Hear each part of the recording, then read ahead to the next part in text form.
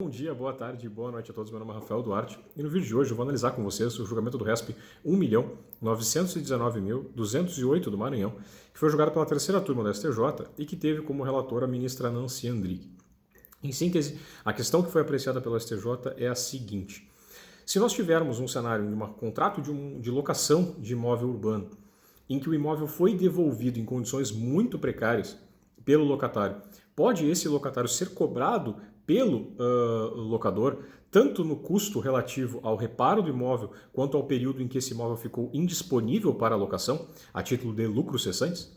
Para a gente conseguir analisar esse tema, a gente precisa verificar que a obrigação de restituição do imóvel em condições e condizentes com aquelas condições em que o locatário recebeu o imóvel originalmente é uma obrigação prevista em lei. Essa obrigação ela se encontra no artigo 23, inciso 3º da Lei de Locações, que é a Lei do Inquilinato, a Lei Federal número 8.245 de 1991. Então, essa é uma disposição legal prevista no texto normativo, de modo que mesmo que o contrato de locação não preveja essa obrigação vai incidir nesse contrato. Então, é uma obrigação inerente ao contrato de locação de imóveis urbanos. Então, o que a gente precisa verificar é um caso hipotético para refletirmos. Imaginemos que Bruno é proprietário de uma casa na região central de Caxias do Sul. E ele resolve locar essa casa para a empresa XYZ, que vai desenvolver uma atividade empresarial de bar e restaurante naquele imóvel. Eles celebram o contrato, fazem o laudo laudo inicial, laudo de vistoria inicial, que estabelece a previsão sobre como que o imóvel estava no momento da entrega das chaves para o locatário. E esse imóvel se encontrava em bom estado de conservação.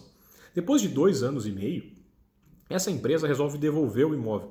O sócio administrador vai lá, entrega as chaves do imóvel e diz: olha, não tenho mais interesse em manter essa relação. E disse que só estava disposto a pagar o valor relativo ao aluguel proporcional daquele mês. Ocorre que Bruno recebe as chaves e vai verificar o imóvel e descobre que o imóvel está em condições horrorosas. O piso está descolando do chão, as paredes estão todas destruídas em termos de pintura e estruturalmente. Há várias avarias no imóvel que demonstram que o imóvel está em péssimo estado de conservação. Comparando com aquela realidade existente no início e a realidade atual, nós temos um imóvel que está inabitável naquele momento.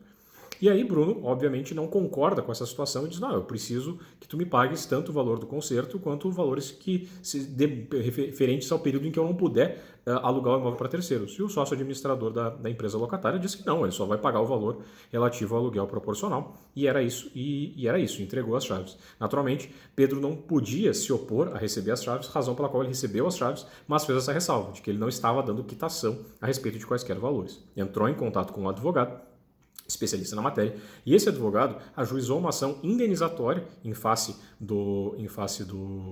dessa empresa locatária, cobrando tanto os valores relativos aos custos que vão ser necessários para reparar o imóvel, quanto os custos relativos a lucros cessantes que correspondem ao período em que o imóvel se tornar indisponível ou inviável para a locação para terceiros. E essa ação foi proposta e houve ganho de causa, mas afinal de contas a empresa locatária recorreu disso e a questão chegou ao STJ.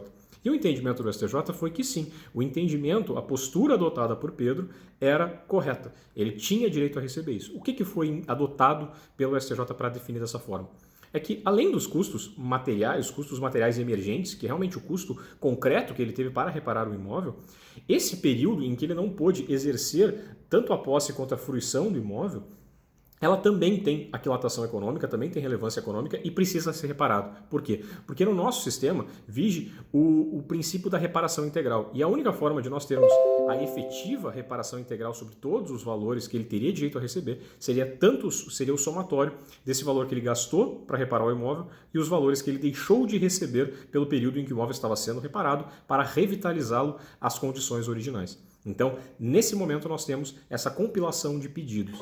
E aí uma dúvida poderia surgir a respeito de: e se porventura o locador não conseguisse comprovar, Bruno não conseguisse comprovar, que havia à disposição um novo locatário interessado em locar o imóvel? Esse fato de não ter um imediato interesse de um locatário afastaria esse direito de receber esses lucros cessantes? Isso foi descartado de plano pelo fato de que o que importa é a disponibilidade desse imóvel. Essa disponibilidade do imóvel para alocar, se quiser, é um direito com valor econômico e ele precisa ser quantificado e precisa ser protegido jurisdicionalmente. Então, só isso já seria o suficiente para configurar o prejuízo.